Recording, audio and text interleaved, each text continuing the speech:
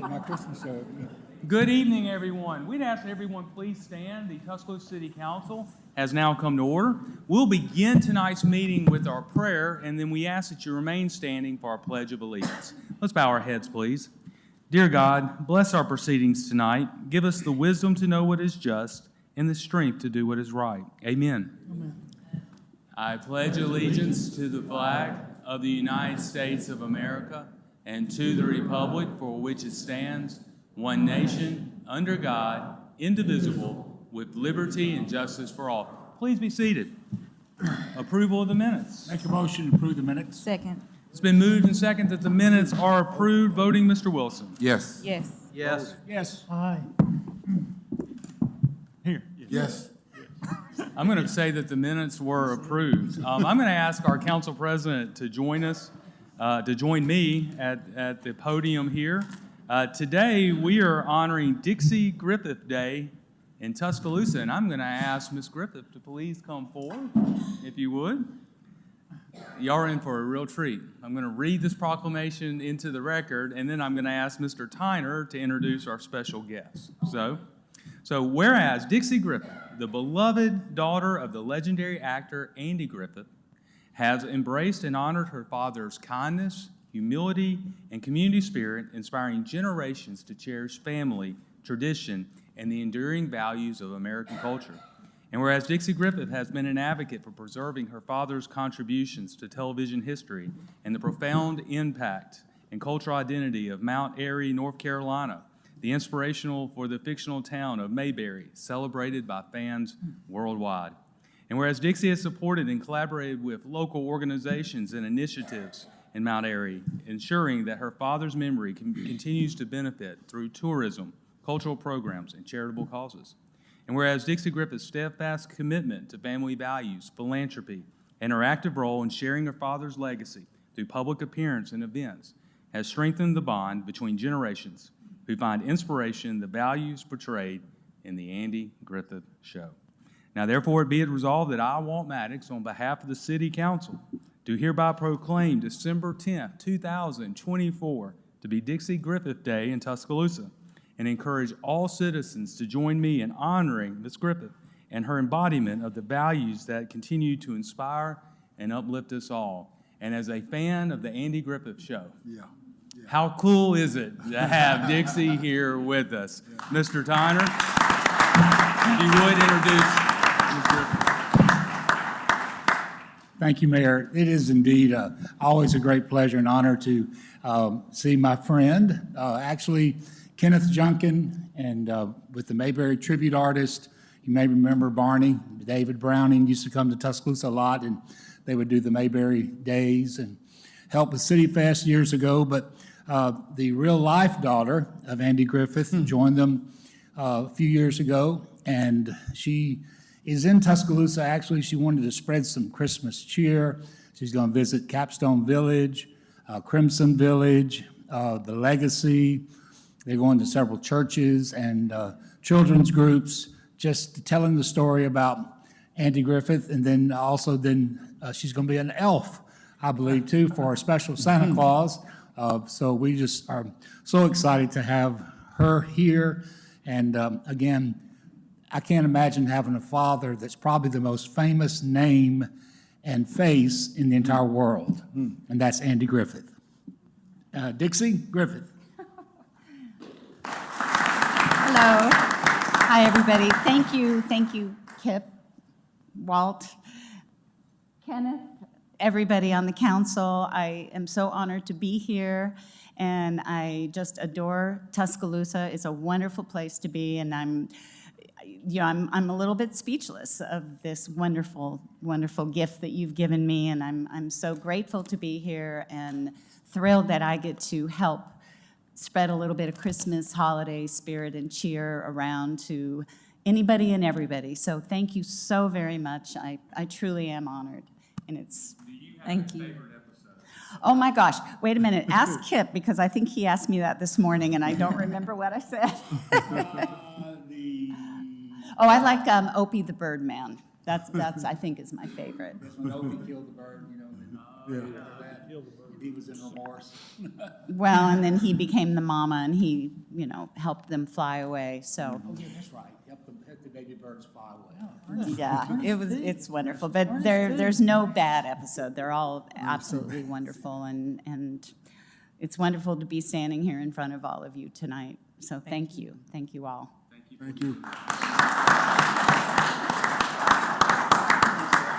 present these to you on behalf of the city of Tuscaloosa. Thank you. Thank you. Yeah, let's get her.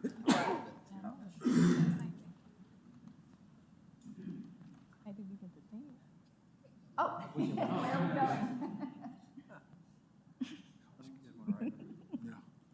Remember that, about an hour.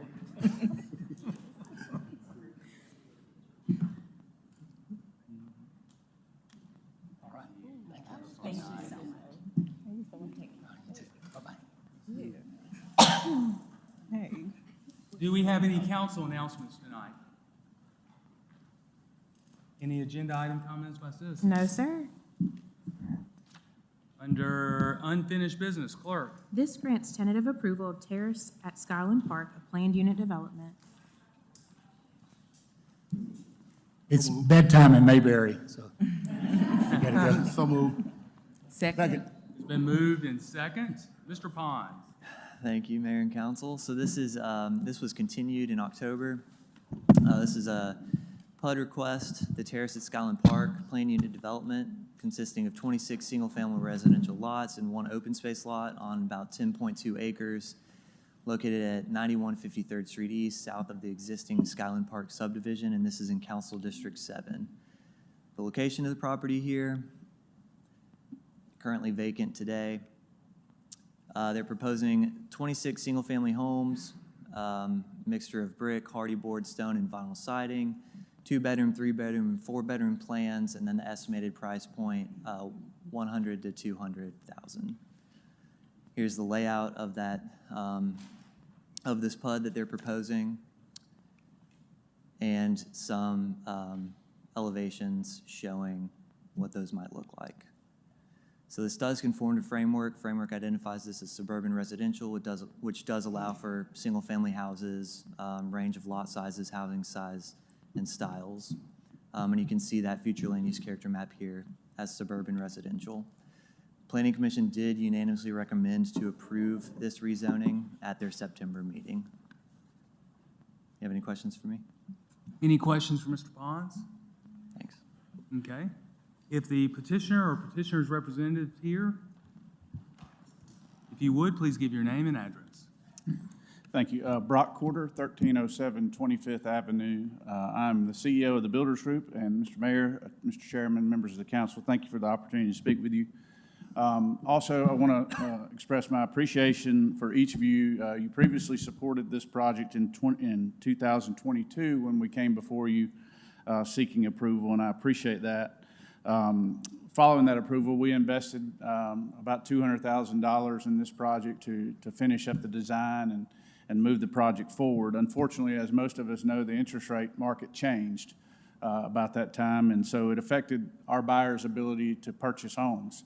And so we made a decision to wait until the timing was a little bit better for the buyers. And so about 5 months ago, we decided to move the project forward, instructed our engineer to submit our plans for our land development permit to the city, and they informed us we had to come back and resubmit because the time had run out on our PUD. So that's why we're here before you tonight. We did go back before Planning and Zoning Commission in September. That was recommended unanimously by them.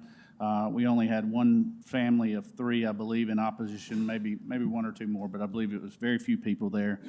We have met with the neighbors twice. We met with the neighbors originally when we submitted this in 2022, and we also met with them again about, I'd say, 4 weeks ago or so, maybe a little bit longer. So nothing has changed in our plan. This is the exact same plan that you unanimously approved 2 years ago, and we're here seeking your approval again tonight. So I'm happy to answer any questions if I can. Does the council have any questions for Mr. Porter? Okay. Thank you, Mr. Porter. They may, after the public hearing, ask you to respond. This was a public hearing when it was introduced, therefore it's still a public hearing. Is there anyone here wishing to speak for or against the zoning recommendation? Seeing none. Pastor, if you would, please come forward and give your name and address. James William, 5228 First Court, Tuscaloosa, 35405. As y'all know, I've been here before, and y'all know I was against it at that time. And I'm so thankful, very appreciative to our council people whom I came and spoke to us. They have come and spoken to us, and they have spoken to us about the situation where we say we do not want this, not, and what happened. They've stood up for us, and we're going to stand up for them. So I appreciate you also very much. Our council people, I appreciate you, council people, for what you've done, and I would please continue to vote against this, how I'm being voted in our community. Thank you all so very much. Thank you, Mr. Williams. Anyone else wish to address the city council to speak for or against? Okay. If you would, please give your name and address. Good afternoon. My name is Sandra Horn. I live at 5248 First Avenue. I am against this development as it is proposed. There's going to be additional noise that's going to be generated for our neighborhood. This is already a family-friendly area, and traffic is going to be a nightmare. We already have traffic problems and speed breakers all up and down the street. And I live in a cul-de-sac. And there's a water drain there, and people that don't know it, they hit that water drain and they almost go airborne. So putting all these extra houses into our area is just going to increase and make that problem even worse. I've lived there in Sutton Place for 40-plus years, and I'm concerned about the integrity of our neighborhood. We are older, we are retirees, we are settled people. And the type of homes that he is proposing is going to destroy that. I love my neighbors, I love my neighborhood and my surroundings. We have a sense of community and belonging. Being a senior citizen, I was looking forward to enjoying my golden years with my children and my grandchildren. These homes simply don't fit with the trajectory of our neighborhood, and it's going to be a nightmare rather than an enjoyment for me. So I believe it's imperative that you hear our voices and vote no to this project. And I'm asking you to please, I'm imploring you rather, to vote no to this current development. Thank you. Thank you. Anyone else wish to address city council regarding this zoning amendment? Seeing none, we will close the public hearing. Does the council have any more comments or questions for the staff or developer? No, Mayor, I just wanted to let, I appreciate Mr. Corder for coming out. I respect his zeal to improve areas, but I don't think this particular development fits in our neighborhood. It's not comparable to the homes we have right now, and I have to stand with my neighbors and my constituents. So, I hope that I have council members follow the same. So it's a no for me. I want to vote. Thank you, Mr. Lanier. Any other council comments? Seeing none, I will start a vote with Mr. Lanier. No. No. Yes. No. Yes. No. No. Okay, the vote fails 5-2. Clerk. This orders demolition of the structure at 3601 21st Street. Move adoption. Second. It's been moved and second. Mr. Williams. Mr. Mayor, City Council. This is for the condemnation of 3601 21st Street, condemned May 4th, 2024. Property has 46 housing code violations. This is for the condemnation of the main structure and all accessory buildings and fences. The owner has been contacted, is aware of this hearing. The owner is aware that if it's condemned and demolished, cost of demolition will be charged back to the owner. This house is in the revitalization area authorized by Mayor Maddox. No work has been done to date. The owner is here to represent his property. Okay, any questions for Mr. Williams? Thank you, Mr. Williams. The owner would come forward. Please give your name and address. Michael Epps, 3601 21st Street. Yeah, like I told you last time I was here, paid the guy to do it. He got behind his work because he got a couple of workers that got sick. He got the flu. That's life. I can't do anything about that. But he assured me he was coming, and I have faith in him. And he was coming this Monday, but it's been raining the last couple of days. Nothing I can do about that. And to all of you here, nobody's offered me a city grant or help me or said, well, can I sit down and talk to you and see where you at, what you need to do? Nobody said that to me. So that's I just don't understand why y'all want to tear it down so bad. I was born and raised here. Just give me the opportunity to continue to do what I need to do. I can't do no more than when I done pay some money and they can't show up because they're sick. That's life. Let me say something if I may, because you're only back here tonight because I offered to give you more time, right? I understand that, sir, Okay, but okay. I understand Well, and I did that because you said that the very next day, Monday, they'd be starting work, and they did. Yeah, they didn't because two of his guys ended up being sick. Yes, sir. So Well, I I just can't- wanted to I make, can't do when you anything said about it. nobody's done anything for you, I did try. Yeah, I know, And I know you so- did. So I just want to make that clear for the record. I think for council rules of procedure, any other questions, and then Mr. Tyner let you make it, that way we won't have. It's, any other questions for Mr. Epps? Mr. Epps, are you aware that we've tabled this not only one time, 2 times, but 4 times? And each time that we tabled it, are you aware that you gave us a similar excuse? Sir, I can only do what I can do. Are you aware? I'm aware of that that. you but gave, okay. Listen to me. I'm aware of that, but I'm only one person. Last time I came here, that same day I came here, was the 16th of November. I gave the guy the money. I told you, I said, he finally got a contract. It was the first time I ever had a contract. Got a contract, gave the guy money. I can't do anything about his people getting sick. Number two. That's life. Number 2, once the person that you said that was supposed to show up the next day but had issues with the persons that he had working with him, did you reach out to Virgil's office to let them know that? No, I did not, because like I said, he's not gonna come and do any work for me. Why would I call him and tell him that? He's not the one that I done gave money to come to do the work. But I'm not understanding. Nobody never told me, hey, I got to call him and keep him up to date. Any other questions for Mr. Epps? No one's never told me that.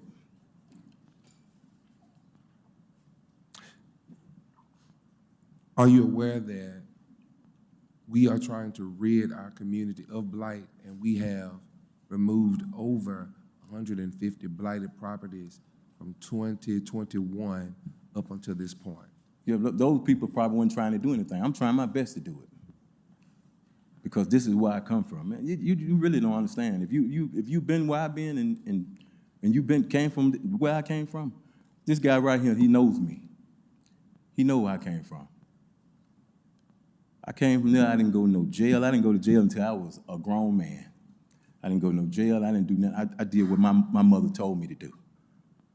And to see her house knocked down just because it needs a roof on it, and when I got an able body, I'm trying my best. And I just got, and come to think of it, I don't have my phone in my pocket though, but I just got some financing today that was shocking to me. Someone sent me some money to help me out. So that's extra money I'm gonna have to continue to give to this guy whatever he needs to finish this project. That's all I'm saying. I can't do anything about him being sick. I was elated last time I was here. I was happy. This finna get started. I'm gonna get it done. But like I said, I can't do anything about his workers being sick. So, Virgil, if the council, because I'm just one vote, if the council decides to condemn your house, have you been given the options of the appeal process? To the who? Do you know what the appeal process? No, I don't know none of that. I don't know. All I know is y'all want to get $3,000 from me for tearing it down. That's all I get out of all of this. That's really all I get out of all of it. To be honest, I'm not trying to be nasty or nothing, but that's what I'm getting out of it. Any other questions? I'm about to close the question time. Thank you, Mr. Epps. Thank you. Any other questions for Mr. Williams? Seeing none, this was a public hearing when it was introduced. Is there anyone here wishing to speak for or against this demolition? Seeing none, voting, Mr. Wilson? Yes. No. Yes. Yes. Yes. Yes. No. Demolition is ordered. Consent agenda, clerk. This approves items A through J on the consent agenda. Move adoption. Second. It's been moved and second. Voting, Mr. Lanier? Yes. Yes. Yes. Yes. Yes. Yes. Yes. Consent agenda is adopted. Public hearings, clerk. This approves a restaurant retail liquor license for AC Hotel by Marriott. So moved. Second. Been moved and second. Mr. Mills. All right, good evening, Mayor and Council. This is ABC alcohol application 24-074 for WAFB Manager for LLC DBA AC Hotel by Marriott, located at 2585 Gary Fitz Street. Proposed hours of operation be Sunday, 4 p.m. to 9 p.m., Monday through Thursday, 4 p.m. to 11:30, Friday and Saturday, 4 p.m. to 12 midnight. The first picture shows the area map of the location. Second one shows the land use map. Third picture shows the zoning map. On November 19th, this property was recommended unanimously by the administrative committee to proceed to city council. All my reports have been filed with the city clerk office. Officer Champion will give his report, followed by the applicant. Officer Champion, what is TPD's report on this? Good evening, Mayor and Council. The police department doesn't have any objections to the applicant. Is the applicant here? If you would, please come forward and give your name and address. My name is Mary Kate Miranda, and my address is 1828 Seneca Road in Birmingham. And I'm here on behalf of the applicant, if y'all have any questions. Any questions for the applicant? Thank you very much. All right, thank y'all. This is a public hearing. Is there anyone here wishing to speak for or against the application? Seeing none, voting Mr. Wilson. Yes. Yes. Yes. Yes. Yes. Yes. Yes. Restaurant retail liquor license is approved. Clerk. This approves a restaurant retail liquor license for Milano's Italian Grill. Motion. Second. Moved and second. Mr. Mills. All right, Mayor and Council, this is ABC alcohol application 24-075 for Milano's Italian Grill, Alabama LLC, DBA Milano's Italian Grill. Again, they're applying for a restaurant retail liquor license. They're located at 1301 McFarland Boulevard Northeast. Hours of operation will be Sunday, 11 a.m. to 9 p.m., closed on Monday, Tuesday through Thursday, 11 a.m. to 9 p.m., Friday and Saturday, 11 a.m. to 10 p.m. My first slide shows the area map of the location. Second slide shows the land use. And my third slide shows the zoning map. This application was approved on November 9th at the Administration Committee to come before you guys for council. All my reports have been approved with the City Clerk Office. Officer Champion give his report, followed by the applicant answer any questions. Officer Champion. Police department doesn't have any objections to the applicant. Thank you, Officer Champion. Thank you, Mayor. Is the applicant here? If you would, please come forward and give your name and address.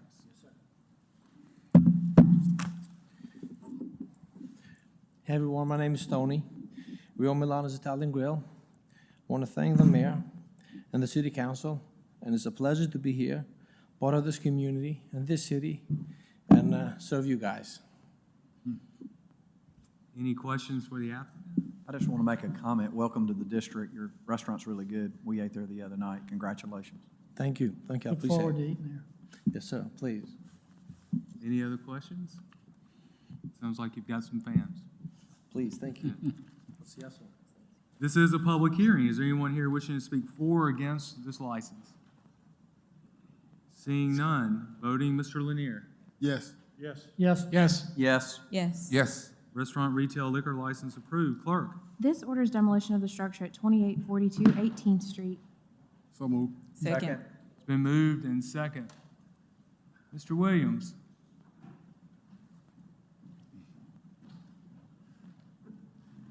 Sorry about that. I was trying to give the other one some information. You're good. You're good. All right, so this is for the condemnation of 2842 18th Street, condemned September 20th, 2024. This property has 45 housing code violations. This house is also in the revitalization area authorized by Mayor Maddox. The owner has been contacted, is aware of this hearing. The owner is aware that if it's condemned and demolished, that the cost of demolition will go back to the owner. This demolition is for the house, all fences, and any other accessory structures on the property. Any questions for Mr. Williams? Mr. Williams, have you been able to get in contact with the owner? Yes, yes, I spoke with the owner and her son. Are they local? Are they local? They're local, yes. Well, the mother is local. I'm not sure where the son lives, but the mother is local. And have they made an initiative to try to do anything, or give you any kind of wording that they would try to do something? The only thing that they told me was that they wanted to have some time to either tear down the house themselves or sell it. That's the only thing. I haven't had any contact with them as far as that they're gonna make repairs to the house. Any other questions for Mr. Williams? Thank you, Mr. Williams. Is there anyone here representing 2842 18th Street? Hi, that's me. Okay, would you please give your name and address? Sammy Yassine, 109 Lachlan Way, Birmingham, Alabama, or Pelham, Alabama. That is my tax address. I'm actually a travel professional, so I work out of state as a nurse practitioner, and this is my mom's property. So we were given the notice. My mom's health hasn't been the best here recently. She's been going through a lot because of the loss of my brother this year. So she hasn't been able to, go to her P.O. box and check mail accordingly. So I just got this notice from her a couple weeks ago about this property. So I've been acting very diligently over the last couple weeks. Got an agent on board helping me sell this property maybe as is to an investor, or I'm also looking at just getting some renovations done to bring this house up to code. So I've had contractors in and out of the property all this week, as well as my own demo guys to see what it would cost to demo it myself. So I'm taking full control of this. Any questions? Do you have a timeline? I would say give me at least 2 months. If I want to run over this, it's going to take 2 months according to my contractors. If you want to demo it? I'm sorry? I couldn't hear you. You said you need If to. I want to renovate it. Okay. Right, to demo it, it'd be a week, but we're looking into actually renovating it, bringing it up to code. Do you know how long this house has been on the radar, under the radar? Well, I'm aware now for 3 months.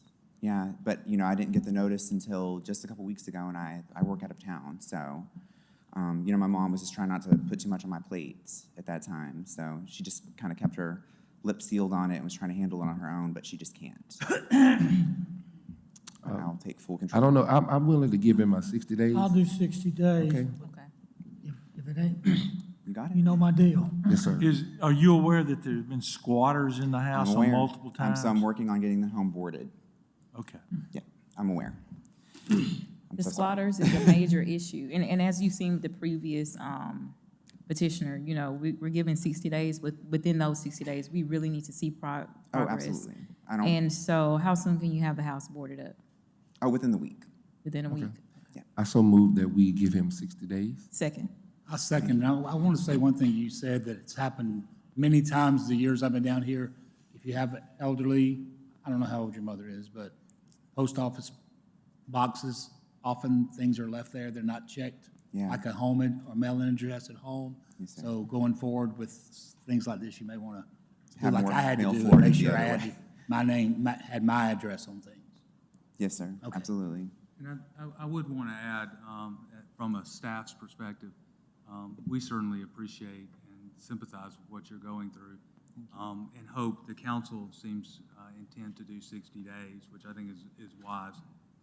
But we ask that you please move with speed, and remember, you have two neighbors who are presented now with a fire hazard. You've got a neighborhood that's dealing with blight and squatters, and we have to think of their needs too. And so as much as you can move, absolutely, I would encourage you to do so, not only for the property in your mother's estate, but also for our constituents who live there as well. Absolutely. Any other questions? Thank you, sir. Thank you. This is a public hearing. Is there anyone here wishing to speak for or against this demolition? Seeing none, I've got a motion and a second, or do I hear a motion to table for 60 days? So moved, Mr. Mayor, to table for 60 days. Second. Second, we moved and second to table for 60 days. Voting, Mr. Wilson. Yes. Yes. Yes. Yes. Yes. Yes. Yes. Demolition's tabled for 60 days. Good luck. Clerk, This consents to the vacation of a portion of a 20-foot alley abutting lots 9 through 13 in Block 102, according to Capstone Court subdivision. So moved. Whoa, Mayor, I'm gonna make a motion to table that. I'd like to, Mr. Gardner, Ms. Kreitz, I'd just like to get a brief for what the outlook for what's going on there is. What is a week? What do we need to get me briefed up on what the plans are? I'll table it for 1 week then. Second. Okay, it's been moved and second. After it was introduced, this being a public hearing, we have to give an opportunity for public input. Is there anyone here wishing to speak for or against the vacation? Seeing none, voting to table for 1 week. Voting, Mr. Lanier. Yes. Yes. Yes. Yes. Yes. Yes. Vacation is tabled to the December 17th meeting. Clerk. This adopts zoning amendment number 1534. So moved. Second. It's been moved and second. Mr. Pons. Thank you all. So this is a rezoning request. This is Ann Huntsinger petitioning to rezone approximately 1 acre located at 5126 McFarland Boulevard East from BGO to BH. This is Council District 7. The location of the property, down McFarland Boulevard, close to Broadway Pizza. Currently zoned BGO. You see BH down at the bottom as well. They are looking to purchase all 3 of these parcels, so the 2 in pink and then the 1 in purple. And they want to make the pink go to BH. So that is the request. Currently, there's an office there. I believe it's a construction company. This is what it looks like from the street. And they are requesting this to allow for the sales of RVs and campers at this location. It does conform to framework, the use and the zoning request. This is identified as commercial corridor, which you can see on the land use map. And this was unanimously recommended for approval at the October Planning and Zoning Commission meeting. Any questions for Mr. Pons? Thank you, Mr. Pons. Is there anyone here representing or speaking on behalf of zoning amendment number 1534? If you would, please come forward and give your name and address. Okay. Honorable Council, I'm Ann Hunsinger, 209 Birchwood Drive, Loganville, Georgia. Here to, this is my husband Brett, also 209 Birchwood Drive. Here to answer any questions you have about our plans for this parcel. Any questions from the City Council? What are your plans? We are going to open an RV store, a camper trailer dealership on this location. We currently have Georgia Campers in Noonan, Georgia, which is southwest of Atlanta. Tuscaloosa is a great market for campers. The closest dealership is 75 miles away. There are a lot of people who camp here in Tuscaloosa. This is in Councilman Lanier's district, so he was favorable, correct? Yeah. So we're real excited. We closed the end of this month. I know that it was rezoned with the framework that it would be favorable, but I am also a council member in my district, so I preferred to have you guys approve the council, approve the rezone in this meeting. We'll roll tide. Any other questions? Thank you. This is a public hearing. Is there anyone here wishing to speak for or against the zoning amendment? Seeing none, voting, Mr. Wilson. Yes. Yes. Yes. Yes. Yes. Yes. Yes. Zoning amendments adopted. Good luck. Clerk. This adopts zoning amendment number 1532. So move. Second. Been moved and second. Mr. Pons. So there are 2 rezoning requests here. Would it be okay if I went through both of them? Yes, sir. Okay. So I'll go through both these zoning requests, and then we can open it up from there for questions. So this is McWright's Ferry Land Company, LLC, petitioning to rezone approximately 3.86 acres located at 5921 New Watermelon Road from R1 to BN, Council District 3. The location of the property over the spillway by Bluegrass Parkway, over where the McWright's Ferry Road intersection will be. Currently vacant today. Currently out of city limits today. They are proposing to be annexed into the city, and with that rezoning, they're requesting to, or with that annexation, they're requesting to rezone. So the first one we'll look at is the request to rezone to BN for a new commercial development. Sorry, I lost my.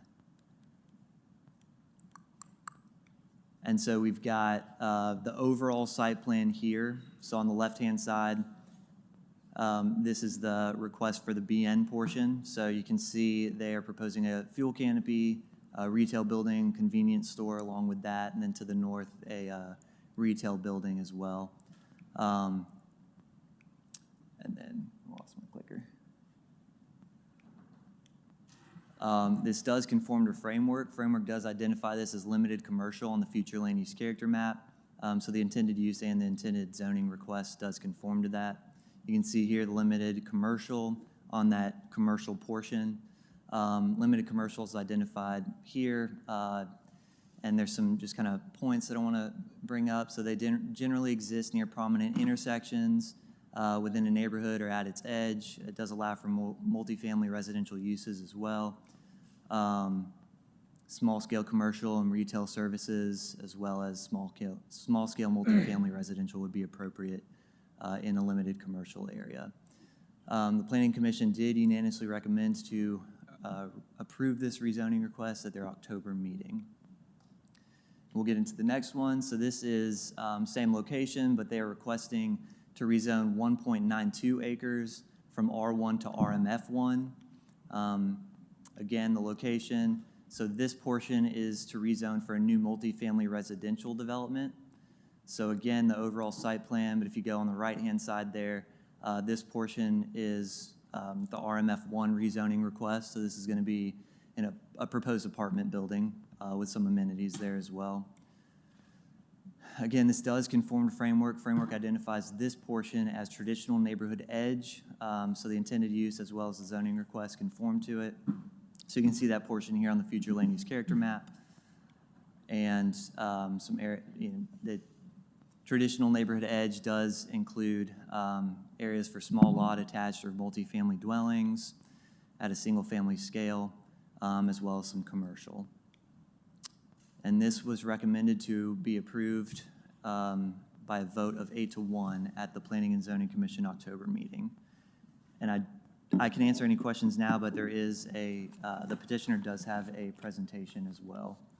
Okay. Does the council have any questions for Mr. Pons? I've got a couple. Zach, one question I wanted you to address. I know we had talked about that there was a conversation about what could actually be put in limited commercial. Yes, sir. And I know that there was a meeting where there was some indication that a gas station couldn't be in that. I think we talked about that in a community or HOA president meeting that I had, but can you talk a little bit about what, again, is permitted in that? And yes, sir. Does that qualify? Yes, sir. So limited commercial is the future land use character type. So that was established in the comprehensive plan that y'all adopted in February of 2021. So that limited commercial designation isn't a zoning district. It's just, it helps you guys as well as the Planning Commission make decisions on rezonings in the future. And so we use the future land use character map to then get to the December 17th meeting for our total rezoning of the whole city. But specifically related to this, so limited commercial can allow for different zoning districts within that character designation. And so what they're proposing, neighborhood commercial would be, or corridor commercial, neighborhood commercial, those do allow for a gas station. So I think there was some confusion on what the future land use character type was versus what the zoning district actually is. Hope that answers your question. Procedural question I got asked this afternoon by somebody, but does the city, do we have the right to deny access to a piece of property to the city street if we own it right away? I would defer to engineering on that. Any other questions for Mr. Pons? Okay. No? Any other questions for Mr. Pons? Okay. Just real quick, just so I know that we have several people that are here for a public hearing and maybe the first time come before the council to be part of a public hearing. At this point, we are going to have the developer present the project. We will provide the developer 10 minutes to provide. After that, the council may have questions of the developer or staff. Following that, we will have comments from the public, and we invite everyone to come and speak. Everyone will be provided 5 minutes to speak to the city council. It is public comments. If you do have any questions, you can present those questions. They will be written down, and then we will refer them back to the appropriate team members to be answered following the public comment period. After public comment period and questions have been answered, the council may call back either team members or the developer themselves. So now that we'll ask the developer petitioner to come forward, you'll have 10 minutes once you begin for your presentation. Good evening, council, mayor. Jimmy Duncan with Duncan Coker Associates, here tonight representing McWright's Ferry Land, LLC.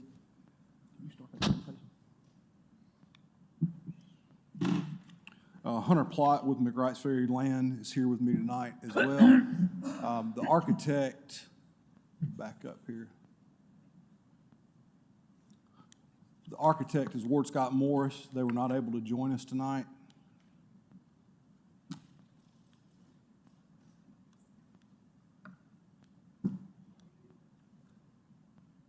You having difficulty? It is stuck. There we go.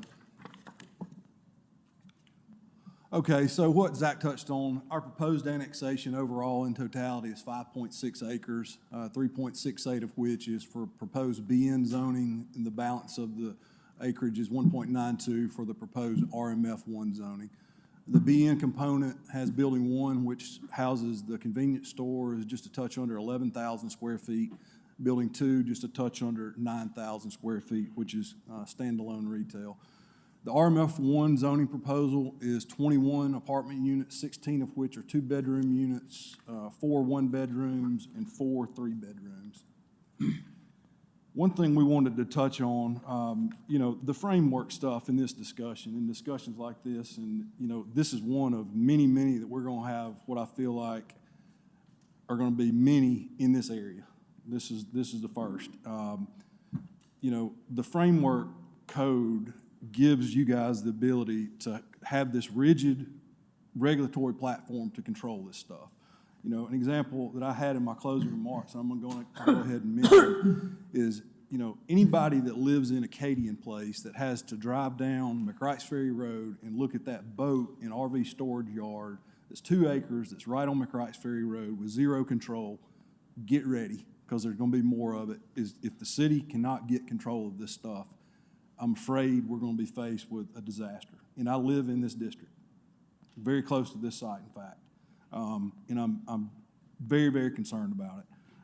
Going a step further than that, there are people that are my neighbors, there are people that are my friends, there are people that are my family that were so uninformed about this. When I told them what was going on, they came around and understood. And the other thing I'll say to you, I would not be standing before this body if it weren't for that client with this project. I would not be before you with another developer with a convenience store on this site if it weren't for Hunter Plott. I think their track record of their development standards and the success of their project speaks for itself. Lexington Downs, Crown Point, Waterfall, go on and on and on. Heather Plott Sanders lives in Lexington Downs. I mean, everybody in this thing's got some stake. And so I want all of you to understand that, we're taking this very, very seriously to the point that we've got to nail it and get it right. And with that, within framework, the code that you guys are about to adopt, there's some very rigid landscape and buffer requirements, all of which we have to follow, along with exterior lighting standards. Light pollution at the property line, there's guidelines in there that actually are measurable now, whereas today, they're not in place. Neighborhood compatibility standards. The multifamily form and design standards. So that component, that section 24.6.8, speaks to architectural guidelines, the form of the building. Right now, any apartment building is just willy-nilly as far as how it looks. That gives you the ability to control it. Along with another important point, the proposed signage standards. There's some, the threshold for sign heights and square footages are greatly reduced within framework. And then one thing on the density with the multifamily component, the maximum allowed density is 22 units an acre. We're at 12.5. So the site plan, and one thing I wanted to point out, there's been a lot of discussion as we've moved through this about screening. What can we do to screen this?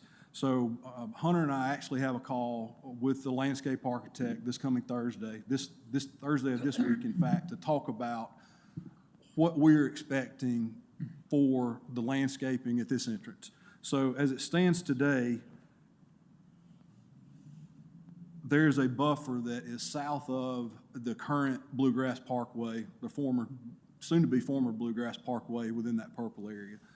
What we're going to intend to do, with help of Mr. Gardner in the Office of the City Engineer, in the Office of the City Attorney, is to secure a right-of-way use permit to overhaul the areas within the red circles with additional landscaping. Something we feel that's very important. There are properties that are downstream, that are east of this entrance, that are not part of Lexington Downs. So the Lexington Downs entrance is effectively going to have to move, but from a landscaping perspective, we intend to overhaul that entrance. Getting into the site plan, Zach touched on this, the locations of the buildings, the driveways, full access on both Bluegrass Parkway and Watermelon Road. A few architectural renderings. This is the retail building, south elevation at the traffic circle. The convenience store building, retail component facing west. The fuel canopy facing west in the front of the retail store again, and the multifamily residential building. All of which we think are over the top architecturally speaking. Two things I wanted to mention before I go back into framework quickly. This area, District 3 has been talked about for 15 years in specificity. This area was labeled in the 2009 District 3 Master Plan as a village center. It was mentioned again in the District 3 specific plan update in 2017. We feel like these 2 points are very, very important. So now getting into framework, which is, I know, is near and dear to your heart. This was adopted in February of 2021. And this is right off the website. The framework plan defined a long-term vision for Tuscaloosa and set the direction for the city's growth and development for the coming decades. It goes on to talk about being a guideline for development approval that this body and Planning Commission should follow. Some of these slides that we're going to run through, again, Zach already mentioned this, the intended growth areas, the priority growth areas, limited commercial, traditional neighborhood edge, what's allowed in each one of these, the growth priorities and the annexation plan. So this is in the primary expansion area. Expansion, priority number 1. Again, the comprehensive plan that you guys adopted, and there it is. The top category. I mean, as an engineer, we use these documents as to kind of see what we're getting into as far as what's the plan, so we don't have to come up here and fight over these projects. I feel like there's, years and years worth of history that says this is what needs to happen here. And I'll close with this. We just are in the process of spending $75 million for McCright's Ferry Road project, with the background intention being growth. These numbers up top in yellow are the 2030 forecasted traffic volumes just north of this site on Watermelon Road. Just a touch under 14,000 cars a day on Watermelon Road. In contrast, when this study was done and these counts were done, Rice Mine Road at the time in 2010, the green numbers were carrying just a touch over 10,000 cars. 14 years ago on Rice Mine Road. So this is the growth that we all wanted, and we're simply trying to follow the book and do it right. I'll answer any questions you have. Any questions for Mr. Duncan?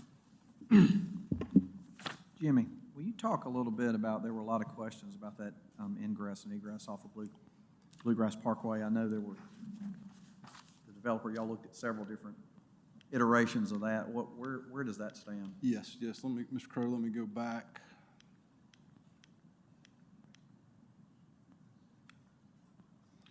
Okay, so as it stands right now, 2 entrances, both full access. The land development permit that we have secured to date is for grading and drainage, storm drainage purposes only. The subsequent land development permit application materials are going to address all the traffic content that Mr. Gardner's office is going to mandate. The movements of the cars outside of those, from and to those driveways, as far as how the cars are dispersed, whether they go north on Watermelon, south on Watermelon, into Lexington Downs, away from Lexington Downs, and we will in turn take those numbers to determine physical improvements that'll have to be made. Right turn lanes, left turn lanes, et cetera. We just simply don't know the answers to those questions yet as far as will a left turn lane be warranted here? We just don't know that yet. But interestingly enough, from that driveway back to Whirlaway, which is a component of Lexington Downs, that's almost just a touch over a quarter of a mile to the back of, I guess, presumably the first house that would be in Lexington Downs, the first road that goes into the first cul-de-sac in Lexington Downs. So You said a quarter mile? yes, sir. So, my take on it is 2 things. The only person that's going to take a left out of that south-facing driveway is going to be going home. Lexington Downs is a dead end with the exception of one connector street in the very shallow front portion of Saddle Ridge. It's a complete dead end. No reason for anybody to go in there otherwise than to go home.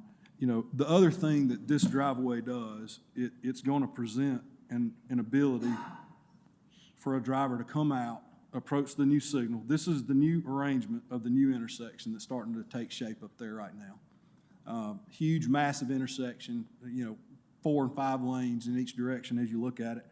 Obviously smaller volume numbers of lanes going into Lexington Downs. But what this would allow a driver to do is come out and get in that left turn lane to go south on McWright's Ferry Road to go over the bridge, as opposed to having to cross over 3 lanes of traffic, 2 lanes of traffic to come south on McWright's Ferry at the northern entrance. So it's much safer. Driver habits, I feel like, are going to, with that driveway there, not only is it going to help us check the box as far as what the fire marshal is going to be expecting for a second point of access. Preliminary discussion with Mr. Gardner's office, we feel like that's the best place for it. But if over the course of the traffic analysis, something comes up that we have to shift it or rearrange it with turn lanes, this something certainly that'll be on the table for us to include in our improvements. Jimmy, speak again to another issue I think we've got to address. I know the city has a lot of right-of-way there about the landscaping. I know you're working with the city on that. And Mike may need to address part of that later too, but do you feel, I know it needs to be enhanced, whatever, right, in that area, because we've talked about that, but what is your expectation of It that? does, and I feel like the landscape architect that Hunter's hired is one of the most talented in the state of Alabama. We're gonna have a call with him on Thursday to talk about kind of what our expectations are. Not only is the same landscape architect that's going to do the landscape design within the project, but also where this massive excess right-of-way exists. And I think we've got a great opportunity there. Just driving by it, there's several hundred feet in play in the north-south direction that a lot could be done with. In my opinion, the most damage that was done at this intersection was, along the backside of Oak Chase, which is in this area. There were, I think, a house or 2 that were removed right there, and that just opened up a sight line from the back of Oak Chase to the north and east. But I think we've got a great opportunity with this excess right-of-way, again, to get a right-of-way use permit so it can be thoughtfully and well done, include irrigation, give you guys the security that it's going to be maintained appropriately, and do the best we can with it. Any other questions for Mr. Duncan? Thank you. They may have some questions following public comment. Any questions for Mr. Pons before I open up for public hearing? Okay. This is a public hearing. Is there anyone here wishing to speak for or against? We just do first come, first serve, and if you would, just give your name and address. Each speaker will have 5 minutes, and following your remarks, the council may have questions for you. Okay, and I've got a presentation. All right, thank you. My name's Alan Weldon. I live at 4205 Midway Lane, which is in Lexington Downs. Got a number of people here supporting me. We'd expect that the majority of these people are here to support our cause. We did have probably 200 people at the Planning and Zoning Commission, but when you get knocked down, a lot of people don't get back up and continue to fight. But we're going to try to fight it. We had a petition with well over 700 names that we were able to get in within 72 hours. We've been up and down McWright's Ferry Road.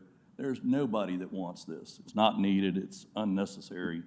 You can find all of these amenities within a mile of here at the Publix, and this is just going to turn into another Publix, right? So anyway, the Planning and Zoning Commission didn't really care how many people we had that were opposed to that, but I'm hopeful that since they were appointed and not elected, you might have a different opinion of that.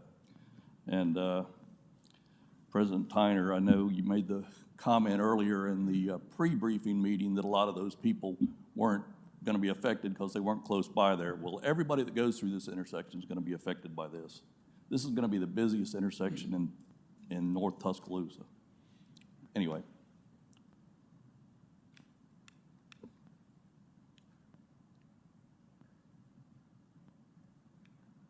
There we go. All right, my bad. So why are we here? All right. We're here because the greed of one man is trying to destroy hundreds of people's quality of life, maybe even 1,000 people. They've worked their whole lives to attain homes out here. They live in a suburban area. They wanted to be in a suburban area, not next to the Publix. The developer is asking you to let him build a gas station, apartments, and a retail space in an area that's a beautiful suburban setting surrounded by lakes, including one that Tuscaloosa gets its drinking water from. I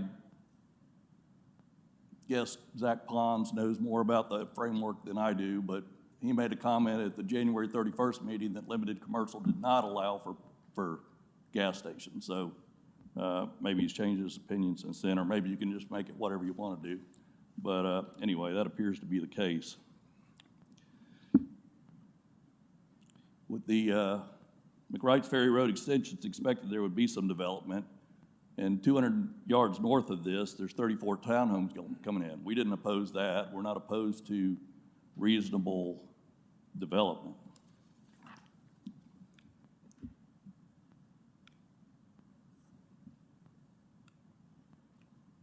Guess I don't know how to run up. Anyway, why are we here? Or why are we opposed? You know, gas stations, you have an increase in crime, increased traffic, increased litter, increased noise. If you watch television, you know that gas stations, apartments are a hotbed for crime in this city, and even worse in surrounding cities. There have been more than 8 shootings at gas stations in Tuscaloosa in the last 24 months. One occurred just 8 minutes from here. During the Planning and Zoning Commission meeting, Mr. Duncan made the comment that probably the worst kind of problem we'd have would be high school students drinking beer in the parking lot. Well, we don't want that either. Traffic generated by gas stations and convenience stores averages 1,300 trips a day.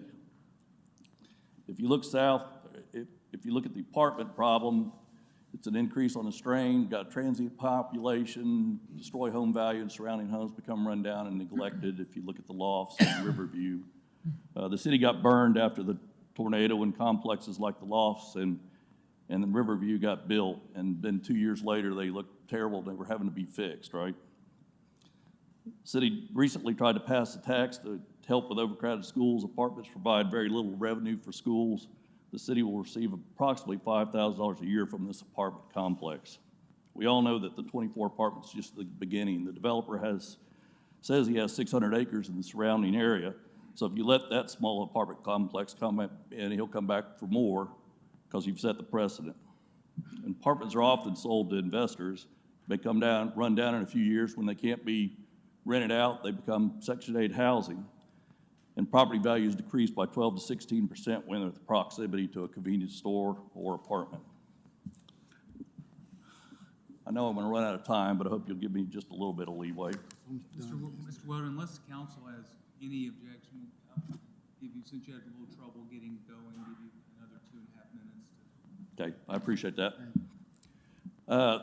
One of the problems we have is the issues with Bluegrass Parkway. Jimmy talked about it. I don't know how good I can be with this. I don't know where we're going to have a entrance, right? And maybe you can tell me where the plan for the entrance is. We would prefer it to be here. My expectation is it's gonna be down here somewhere. And the reason that we're concerned about it is if people come through that intersection and they're not going to the gas station, they just don't know where they're going, it's a half mile down Bluegrass Parkway before they're gonna be able to turn around and come back. If you had your entrance sign here, then people would know where they're headed.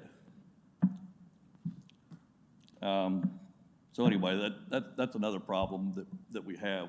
We're totally against this right here. Would prefer that it be not be there at all.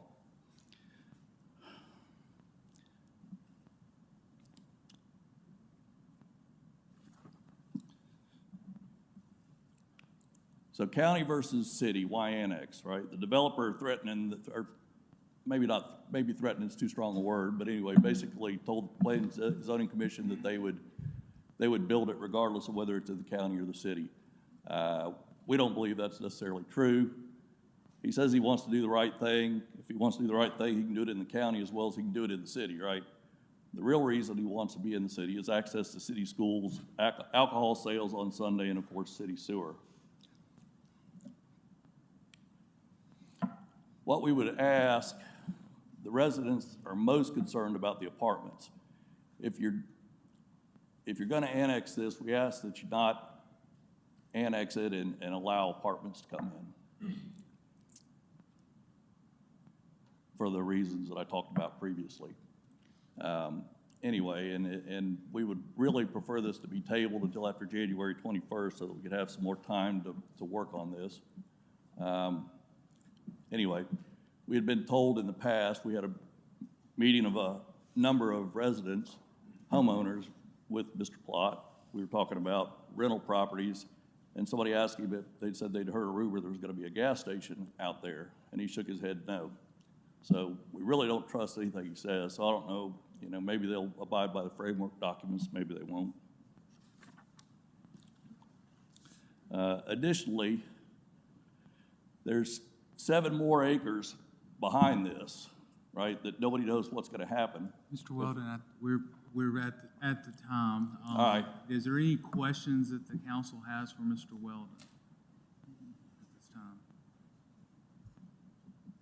I'll give you 15 seconds, Mr. Weldon. I know you had to sound like one last statement, so give you 15 seconds. Well, we're just concerned about the property that's behind that. If it doesn't get annexed into the city, I don't believe he's gonna build apartments. Costs too much money to build an on-site sewer system, talk to ADM, talk to EPA. It would be way too expensive. But if he did, at least it would keep apartments from going into that property back there. So anyway, I appreciate you listening to us. I don't know if it did any good, but hopefully you'll consider our opposition. Thank you. Is there anyone else that wishes to address City Council? If you would, please come forward and give your name and address.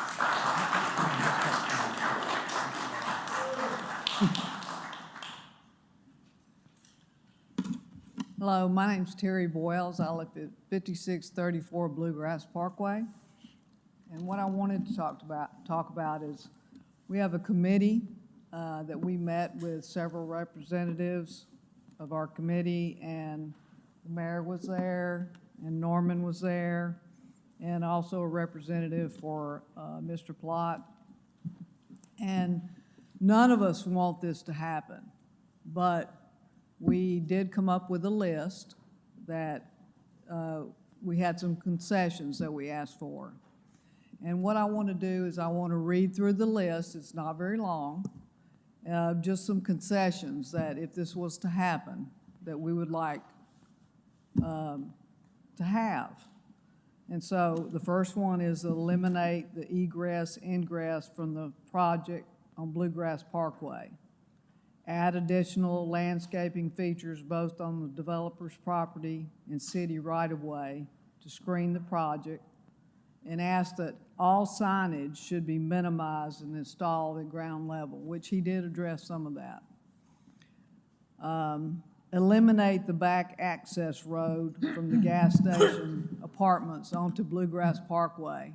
And this is very important to us because, as you can understand, someone driving onto our street is going to ride a long way if you've ever been to Lexington Downs.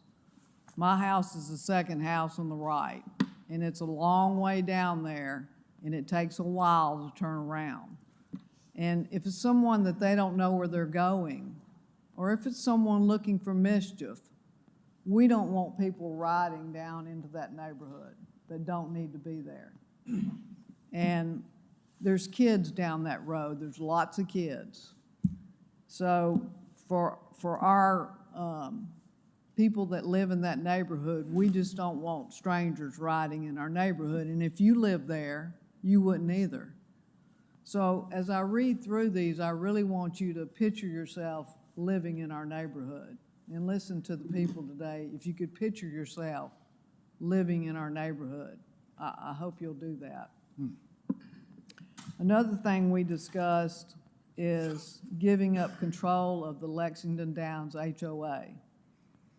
We also asked him to consider eliminating the apartments and to possibly build townhouses or condos instead of the apartments, to eliminate the transient issue related to apartments.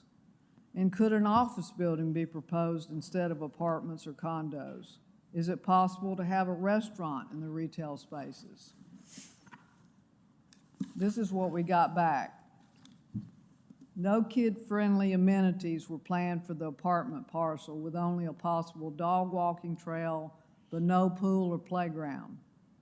He would work with the city to provide more landscaping as long as it did not cost Mr. Plott any more money. Mr. Plott suggested we form a separate association to work with the Lexington Down HOA so that he would have one point of contact. This was his response to give up control of the HOA. His attorney informed us that the Plott owns 600 acres around the area of Lexington Downs and plans on developing over the next few years. I just want to say, and I want you to think about it, your house is your largest investment you pay for your entire life. And that's what we're fighting for here, is our house. It's our largest investment. I hope you'll consider that. Thank you. Just a second, Mr. Wells.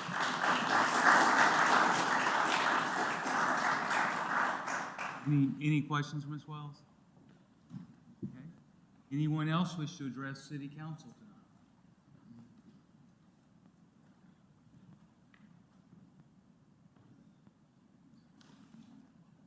Please give your name and address. Yes, sir. Judy Van Heest, 5241 Midway Circle. There are several problems with the proposed commercial development. First of all, as was mentioned, Mr. Plott not only is the president of our HOA, he is the one who planned and developed all of Bluegrass, including Lexington Downs. So he developed a residential area designed for families and for children with no commercial development around it. One thing that was pointed out by the developer is that the traffic was, I believe he said, went from 9,000, and I didn't get the rest of it, but let's say 10,000 to 30,000 cars passing by. That is the reason that we have 4 gas stations located within 0.8 of a mile from where he wants to locate this gas station. 8/10 of a mile, there is a Chevron station, there is a MAPCO station, there is a Circle K station, and there is a third one, which I'm not thinking of the proprietor's name. So there is no need for another gas station of commercial development here. The extra 20,000 cars that he speaks of in the increase are well-serviced within 8/10 of a mile where it's already commercial development and where there already is and are gas stations, restaurants, and other places and areas for further commercial development, including an apartment complex. There's property not being used over in that area that is zoned for commercial development that could support an apartment complex instead of plopping one down in the middle of a residential community where kids ride their bikes up and down Bluegrass and will not be doing that if cars are swerving in and out of gas stations without the likelihood of more children getting hit by cars, or the walking and running that goes through there. Also, the ecological development that will be damaged. There's a population of deer that are in our neighborhood, and parents take their kids out to watch the deer at dusk, especially as the weather starts changing. Those deer will relocate if the gas station is there and the apartment complex is there, because the place where they eat will not be there anymore.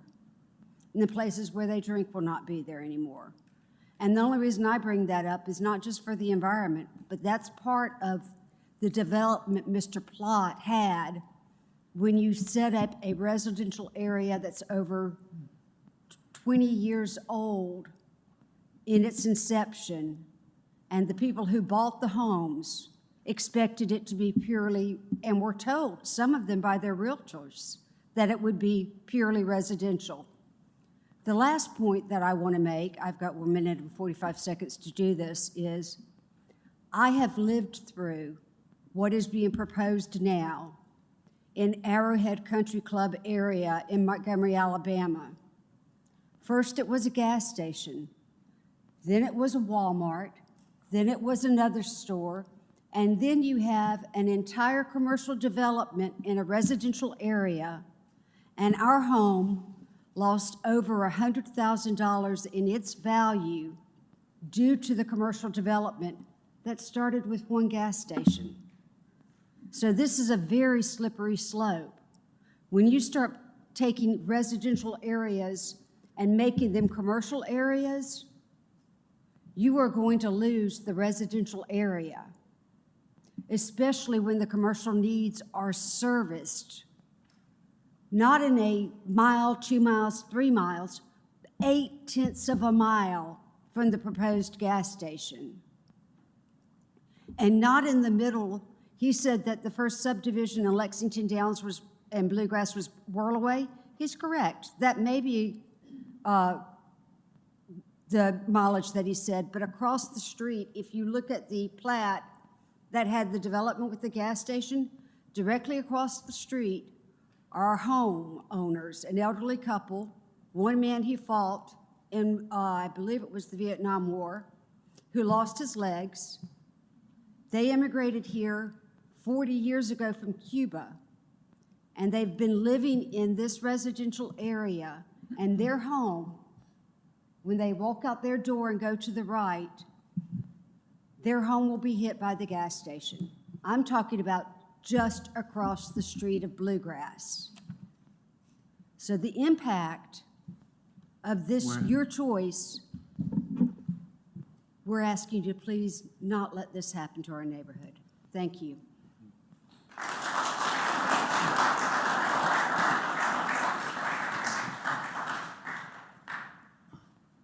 Anyone else wish to address City Council?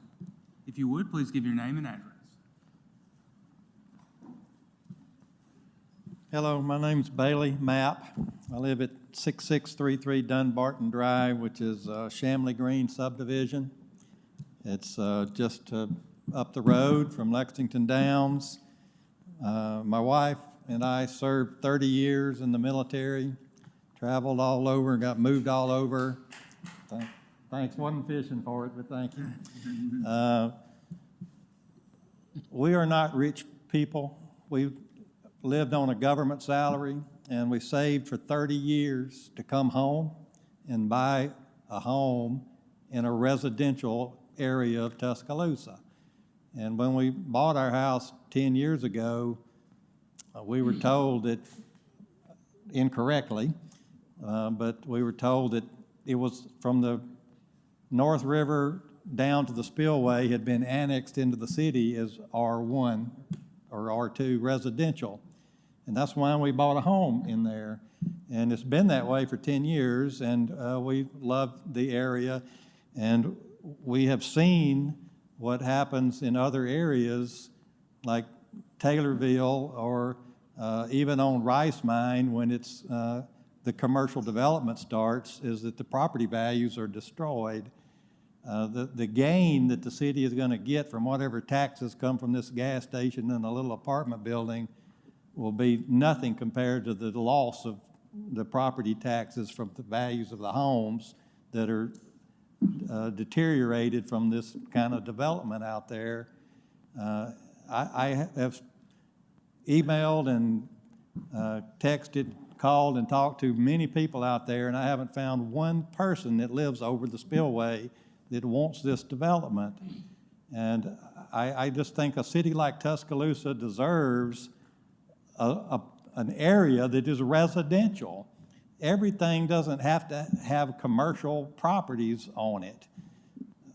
You deserve areas of a town the size of Tuscaloosa that are reserved to live in peace without fear of roving.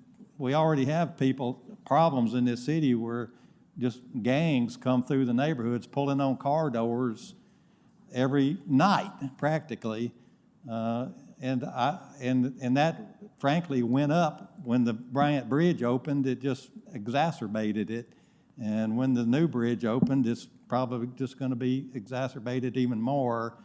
And having commercial properties out there just brings more cars in that don't have anybody traveling in there that lives in that area. It doesn't do anything good for the residents. That's all I wanted to point out. Primary point I wanted to make is there's nothing beneficial about this kind of development for the hundreds of houses in that area, the families that live there, and the investments that we've made in Tuscaloosa. When I retired from the military, I could have moved anywhere. I've lived from north to south in this country, California to Carolina, and we decided to come back home so that my wife could be close to her family. And we bought the house that we bought because it was a part of Tuscaloosa that had been up to that point preserved as a residential district.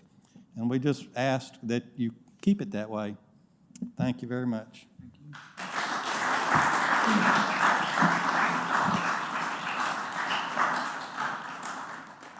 Anyone else wish to address City Council? Okay, seeing none. So we will close the public hearing at this point. Does the City Council have any questions for the developer or for any of our team members that are here? Mayor, I have a question for the developer.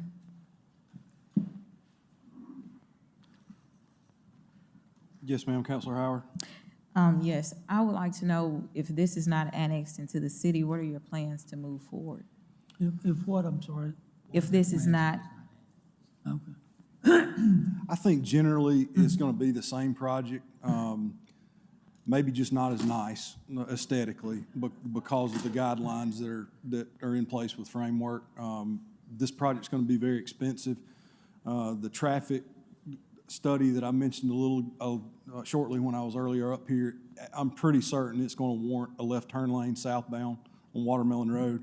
That's going to come with utility relocations, et cetera, to accommodate that left turn lane. So there could be considerable off-site civil expense before we ever even get on the site to prepare the ground and eventually build the buildings. So I think it's going to look different. Any other questions for Mr. Duncan or for team members? Thank you, Mr. Duncan. Thank you. At this time, anyone want to make any comments before I call for a vote?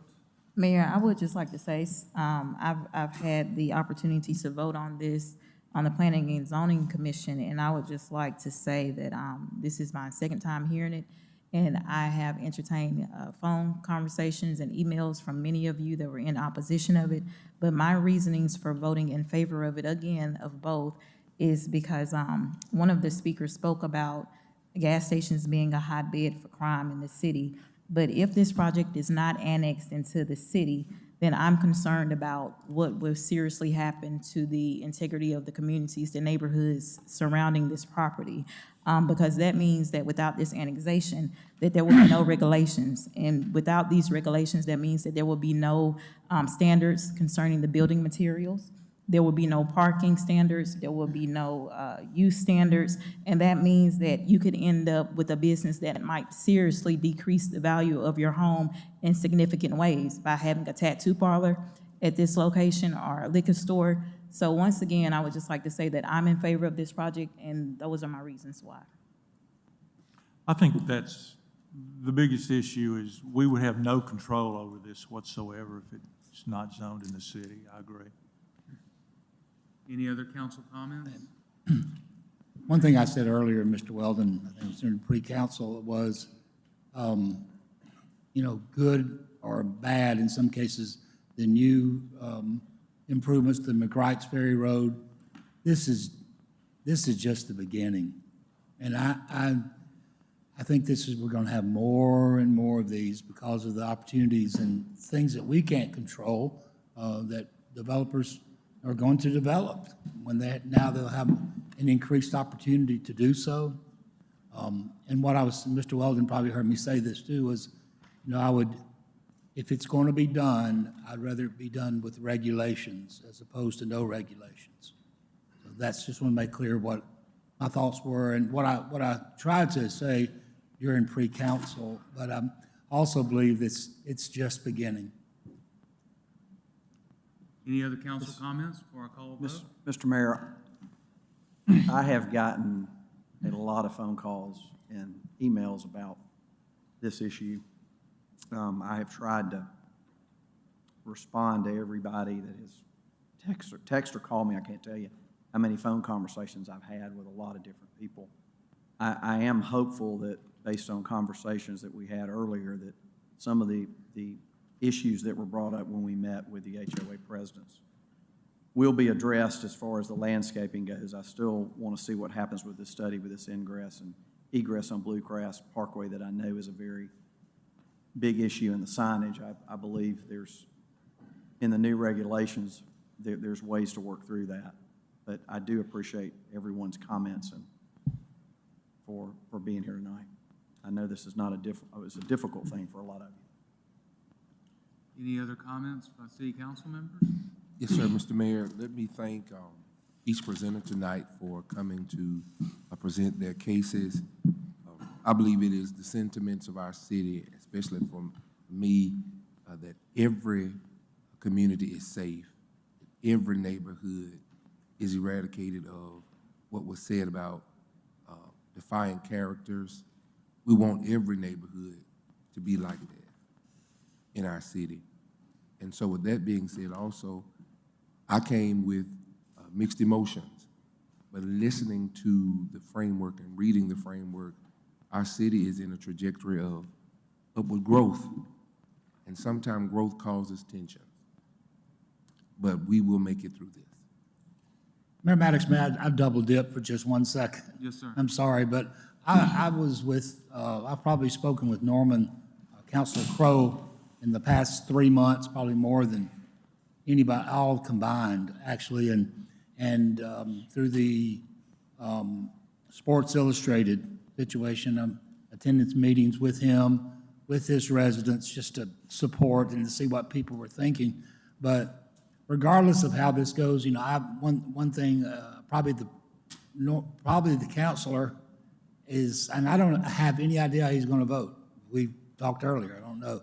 But I've never seen such concern and about doing the right thing from anybody that, and I've served 27 years, but the concern he's got for you all that are here tonight and his constituents is just unmatched. And I don't know how much sleep he's lost over this, but I know, you know, he is absolutely had his district first, and I just have such great respect for him and how he's taken all this on, because that's a lot for one person in one district. It's Sports Illustrated, now this issue, and I just appreciate his extremely hard work and good heart. Thank you, Mr. Tyner. Anyone else? Okay, calling a vote with Mr. Lanier. Yes. Yes. Yes. Yes. No. Yes. Yes. Zoning Amendment 1532 passes. Clerk. This adopts zoning amendment number 1533. So moved. Second. Been moved and second. We have heard staff reports and the developer's report on this, but this is a public hearing. Is there anyone here wishing to speak for or against zoning amendment 1533? Seeing none, voting Mr. Wilson. Yes. Yes. No. Yes. Yes. Yes. Yes.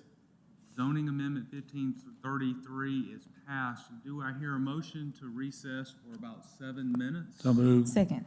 Been moved and second to recess, voting Mr. Lanier. Yes. Yes. Yes. Yes. Yes. Yes. Council is recessed. We will return at 7:33.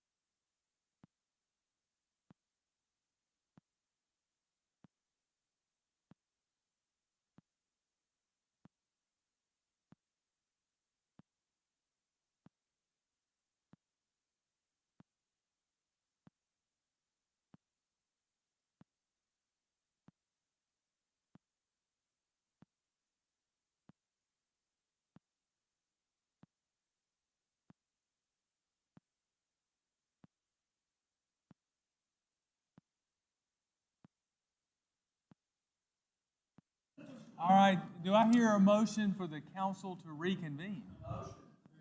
It's been moved and second. Voting, Mr. Wilson? Yes. Yes. Yes. Yeah. The Tuscaloosa City Council is now reconvened. Resolution ordinances not of a general nature or permanent operations. Clerk? This approves a less than 7-day special events retail license for the DKE Alumni Tailgate Playoff Game. So moved. Second. It's been moved and second. Mr. Mills? All right, Mayor and Council, this applicant has asked that we withdraw this application. Motion to withdraw. Second. It's been moved and second to withdraw. Voting, Mr. Lanier? Yes. Yes. Yes. Yes. Application Yes. is voted to been withdrawn. Clerk? This approves a less than 7-day special events retail license for Southern Food Management Incorporated. So moved. Second. Moved and second. Mr. Mills? Okay, Mayor and Council, this applicant has asked that we withdraw this application as well. Motion to withdraw? Second. Moved and second to withdraw. Voting, Mr. Wilson? Yes. Yes. Yes. Yes. Yes. Yes. The application is withdrawn. Clerk? This requests the appointment of Tuscaloosa Fire Rescue Captain Rex Adams as city representative to the E911 Commission of the Tuscaloosa County Emergency Management Communication District. Motion. Second. Moved and second. Voting, Mr. Lanier? Yes. Yes. Yes. Yes. Yes. Yes. Yes. Appointments made. Clerk? This authorizes the execution of a certification for the Tuscaloosa Housing Authority. Motion. Second. Moved and second. Voting, Mr. Wilson? Yes. Yes. Yes. Yes. Yes. Yes. Resolution's adopted. Clerk? This will authorize execution of an agreement with ADECA for the program year 2024 Emergency Solutions Grant Program. So moved.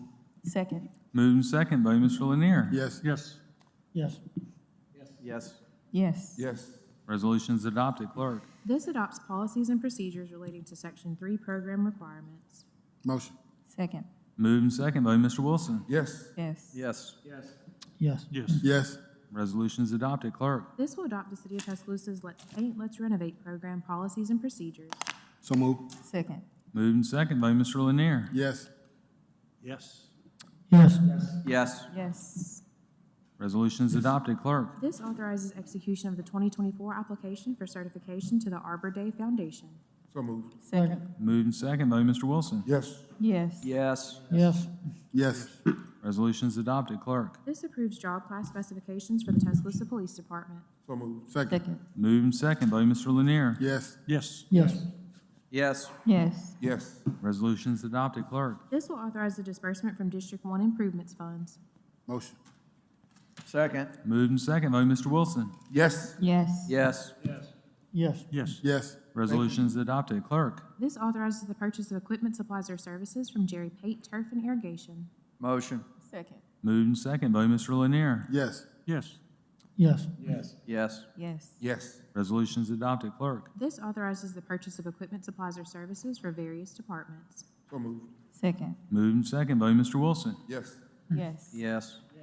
Yes. Yes. Yes. Resolution's adopted. Clerk? This will authorize execution of appraisal service contracts with Appraisal and Consultant Group, Inc. Incorporated, and Valbridge Property Appraisers. Yes. Motion. Second. Moved and second. Voting, Mr. Lanier? Yes. Yes. Yes. Yes. Yeah. Yes. Yes. Resolution's adopted. Clerk? This authorizes property, easement, and right-of-way acquisitions regarding the University Boulevard East Improvements Project. So moved. Second. Moved and second. Voting, Mr. Wilson? Yes. Yes. Yes. Yes. Yes. Yes. Resolution's adopted. Clerk? This will authorize Amendment Number 1 to the Professional Engineering Services Contract between the City of Tuscaloosa and TTL Incorporated. So moved. Second. Moved and second. Voting, Mr. Lanier? Yes. Yes. Yes. Yes. Yes. Yes. Resolution's adopted. Clerk? This authorizes a minor public works contract with Taylor Electrical Contractors Incorporated. Motion. Second. Moved and second. Voting, Mr. Wilson? Yes. Yes. Yes. Yes. Yes. Yes. Resolution's adopted. Clerk? This will authorize a professional services, consulting, and related services agreement with Jacobs Engineering Group Incorporated. So moved. Second. Moved and second. Voting, Mr. Lanier? Yes. Yes. Yes. Yes. Yes. Yes. Resolution's adopted. Clerk? This authorizes a minor public works contract with Chisholm Communications Incorporated. So moved. Second. Moved and second. Voting, Mr. Wilson? Yes. Yes. Yes. Yes. Yes. Resolution is adopted. Clerk. This will authorize a professional services agreement with Chrysalis Research and Consulting, LLC. Second. Moved and second, voting Mr. Lanier. Yes. Yes. Yes. Yes. Yes. Resolution is adopted. Clerk. This authorizes execution of an agreement for professional consulting and related services as a lobbyist with Huntsville Direct Communications Incorporated. Motion. Second. Moved and second, voting Mr. Wilson. Yes. Yes. Yes. Yes. Yes. Yes. Resolution is adopted. Clerk. This will authorize a minor public works contract with Bagby Elevator Company Incorporated. Motion. Second. Moved and second, voting Mr. Lanier. Yes. Yes. Yes. Yes. Yes. Yes.